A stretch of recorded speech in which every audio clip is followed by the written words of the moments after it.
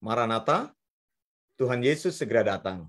Saya Pendeta Wanda Dumais dari BIC Sydney, Australia.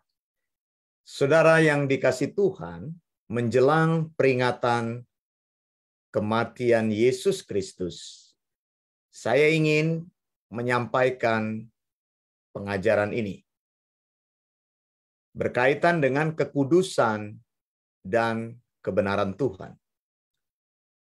Bagaimana caranya kita memandang salib Kristus?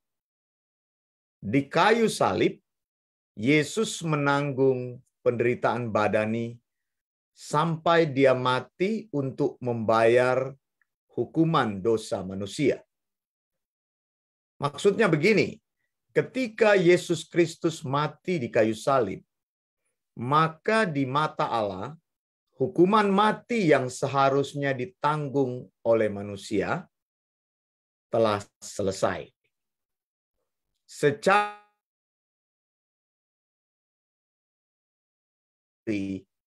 hukuman dosa manusia. Konsepnya begini, dosa mendatangkan hukuman mati. Semua orang yang berdosa berdasarkan turunan Adam dan berdasarkan dosa perbuatannya sendiri harus mati. Mengapa harus mati? Karena cara satu-satunya untuk menghentikan dosa adalah membunuh tubuh berdosa itu, menghentikan tubuh dosa itu untuk terus berbuat dosa. Saudara, orang yang mati tidak akan lagi bisa berbuat dosa. Kematian sebenarnya adalah sebuah cara untuk memisahkan dosa dari tindakan berdosa. Dosa dan tubuh berdosa itu harus dipisahkan supaya kegiatan dosa itu tidak berlangsung terus. Maka Allah menetapkan kematian sebagai hukuman tertinggi bagi para pendosa agar dosa tidak menguasai lagi tubuh para pelanggar hukum itu. Allah yang kudus dan Allah itu kudus. Maka Allah memisahkan dosa dengan dirinya sendiri. Allah yang kudus harus memisahkan diri dari dosa yang bersifat korup dan tidak kudus. Kematian adalah jalan yang dipilih Allah untuk menghukum dosa dan memisahkan Dia yang kudus dengan manusia yang berdosa. Akhirnya kita mengerti bahwa kematian sebagai jalan Allah untuk menghukum dosa adalah keterpisahan antara Allah yang kudus dengan manusia berdosa atau segala sesuatu yang bersifat dosa. Mati bukanlah hilang, lenyap, atau habis sama sekali. Mati berarti dipisahkan. Orang yang mati maka dia otomatis berhenti berbuat dosa, terpisah dari situasi yang membuatnya jatuh di dalam dosa.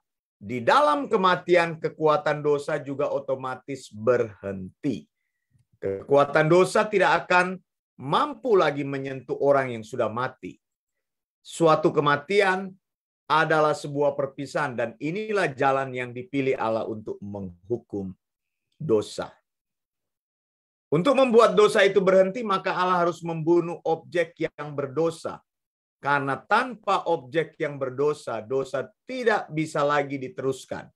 Dan kuasa dosa itu akan hilang dengan seketika.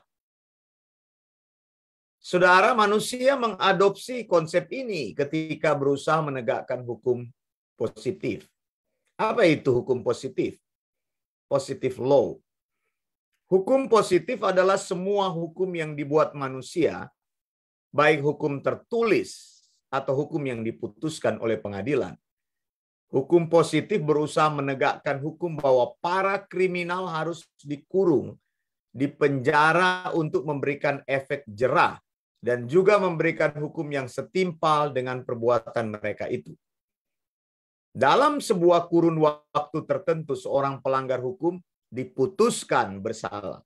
Dia harus dipisahkan dari lingkungan masyarakat agar kejahatannya berhenti. Ada kasus tertentu yang membuat seseorang bahkan harus dihukum mati agar selama-lamanya orang itu dihentikan dari kebiasaannya yang jahat di masyarakat. Saudara, Rasul Petrus berusaha menjelaskan konsep kematian ini di dalam pengajarannya. 1 Petrus 2 ayat 24. Firman Tuhan berkata, Ia sendiri telah memikul dosa kita di dalam tubuhnya di kayu salib, supaya kita yang telah mati terhadap dosa hidup untuk kebenaran. Oleh bilur-bilurnya kamu telah sembuh. Menurut Rasul Petrus, ketika Yesus mati di kayu salib, Yesus mati sebagai seorang penjahat. Yesus sendiri bukan seorang penjahat. Yesus tidak pernah berbuat dosa. Tetapi Yesus mati untuk menanggung hukuman manusia berdosa. Seharusnya yang mati dihukum adalah manusia berdosa. Tetapi tidak ada manusia berdosa yang bisa dihukum untuk membayar dosanya sendiri. Mengapa? Harga untuk menebus dosa haruslah bersumber dari persembahan korban yang tidak berdosa.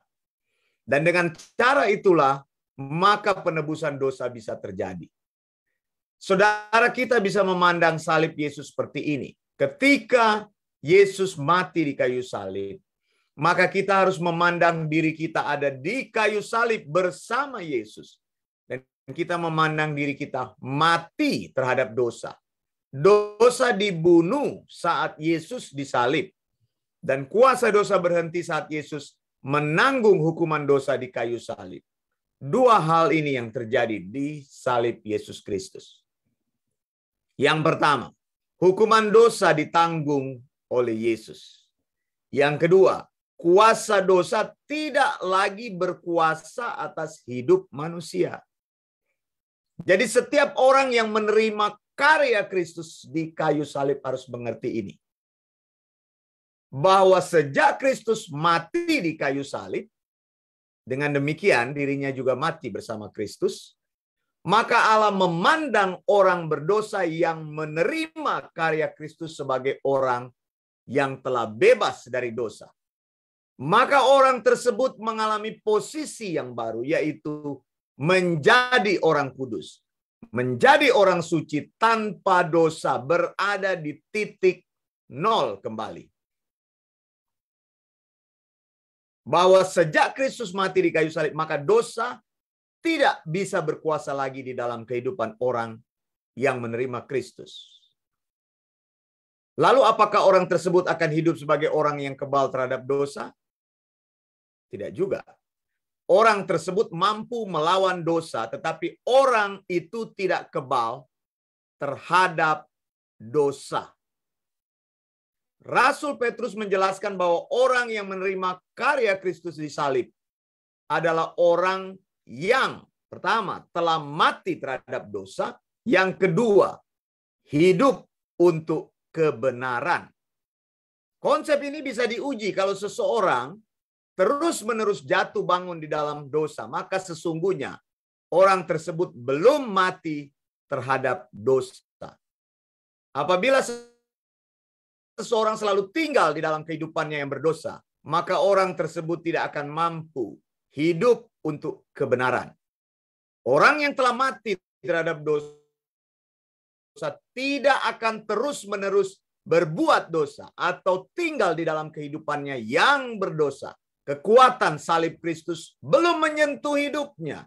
Maka orang tersebut belum ada di dalam posisi pertobatan atau lahir baru. Saya menyebutnya tobat kumat. Jadi tobat kumat. Itu namanya tomat, saudara. Ini istilah dari Belanda, teman saya beritahu kepada saya. Nah, saudara, orang yang lahir baru telah dibebaskan dari penalti dosa, hukuman dosa.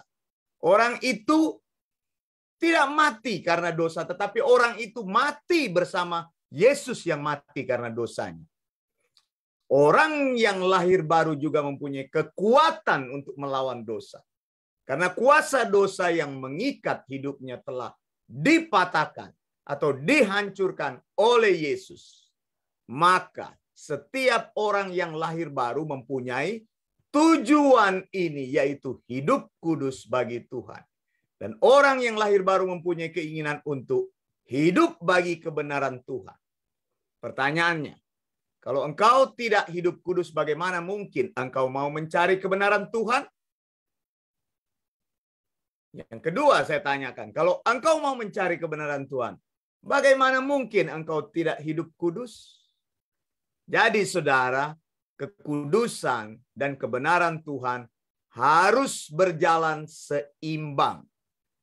Orang yang mau mencari kebenaran Tuhan, maka hidupnya pasti kudus.